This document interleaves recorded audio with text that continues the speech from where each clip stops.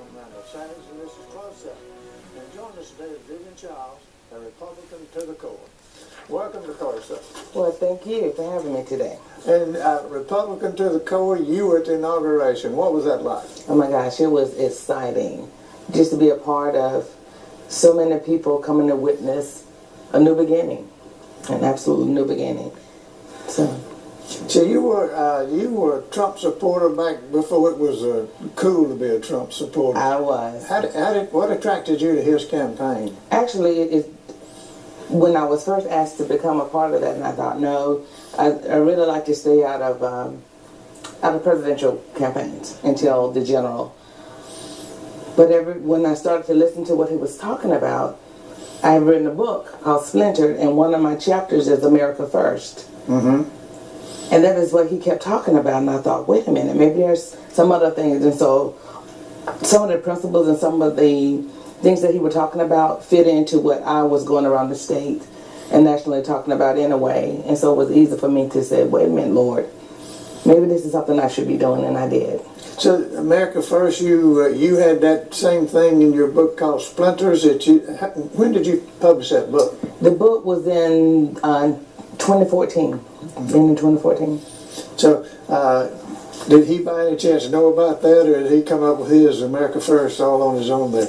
I believe he came up with it on his own, and that's why I thought, Lord, maybe this is confirmation that this is something that we both should be doing. So, but yes, I just rather, everything that he was talking about is what I had been talking about and discussing with everyone that I could meet. So I was excited about it, and I didn't have any hesitation to join in. What really sticks out to you is some of the things he was talking about that he wants to accomplish?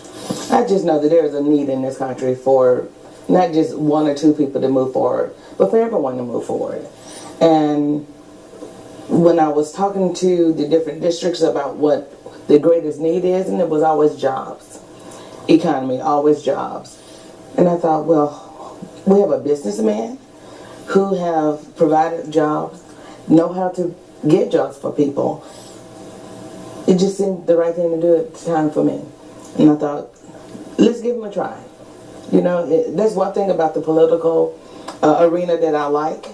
If someone is doing something and you're not happy with it, you get an opportunity as citizens to say bye-bye to them 4 years later. So, how close were you to the actual where the president was in inauguration? I was blessed to be in one of the seated seats right there in the very middle of we were at the Capitol. And so it was by sections. There were green sections and blue sections and orange sections. And I was in the green seated section.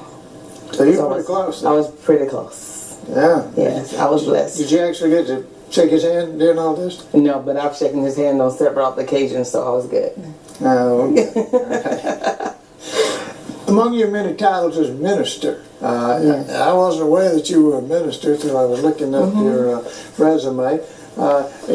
What particular denomination are you? My husband is actually the pastor at North Bethlehem Missionary Baptist Church, and I'm in youth ministry there and with the women ministry.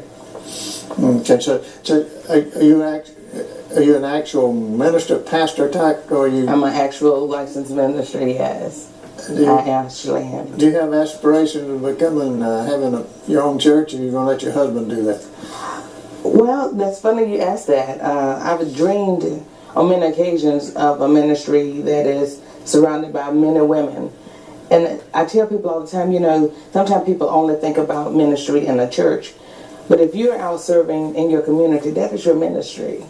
But yes, church-wise, I do see something coming in the future for me, yes. I do. Is it already there, or is it? It's already there, yes. Can you tell us what it is? Well, actually, what we're doing now, I speak at a lot of women conferences. In fact, this Sunday, this coming up the 29th, I will be speaking right across the street from our church at a women's conference. So there are a lot of women already who is serving in pastoral care. I don't see that as me, but I do see me being surrounded by a group of women, and we're in the community doing those things that need to be done whether it's a church storefront type building, I'm not exactly sure. But I know it will be a group of women that's making a difference in this community. And you also call yourself a motivator. Is that what you're thinking about there? Yeah, you know, I was a school teacher, and parents always told me, she said, you or he has said that I have motivated their children far beyond what has happened to them in the past.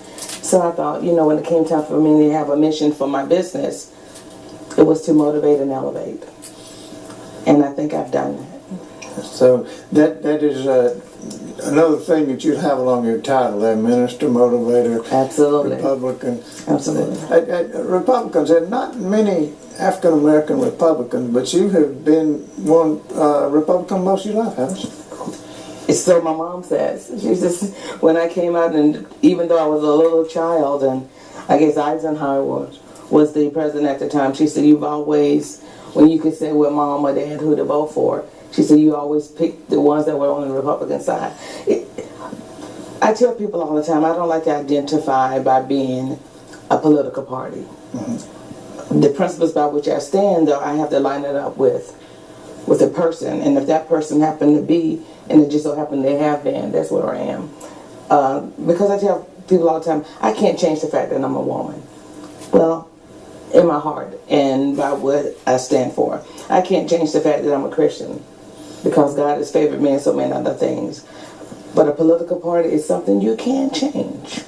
So I vote Republican, but I say I'm a Christian, I'm a mother, I'm a daughter, I'm a wife. So have you ever voted Democratic, or has it always been Republican? I can't remember ever voting for anyone other than a Republican. Even when I wasn't identifying as a Democrat or Republican, I seem to have always picked Republican candidates. As you know, there were women rallying this weekend to express their opposition to President Trump. How do you feel about that? I feel that we have a right to protest, we have a right to march, and when you dig deep down in your soul, you have to do what you're gathered to do. And I was able, because I was there in the midst of everything, where we stayed on Pennsylvania Avenue, the march actually went right in front. And so I actually had an opportunity to actually reach out to some of the women. I can understand people being concerned about the unknown. Mm-hmm. I have just said, why don't we, President Trump has offered and is offering things that look different. Sometimes we're uncomfortable with the unknown. But I said, why don't you give him a try first? Why don't you give this administration a real try? And then if you're disappointed, then there's reason to protest. We'll take a short break. Be right back.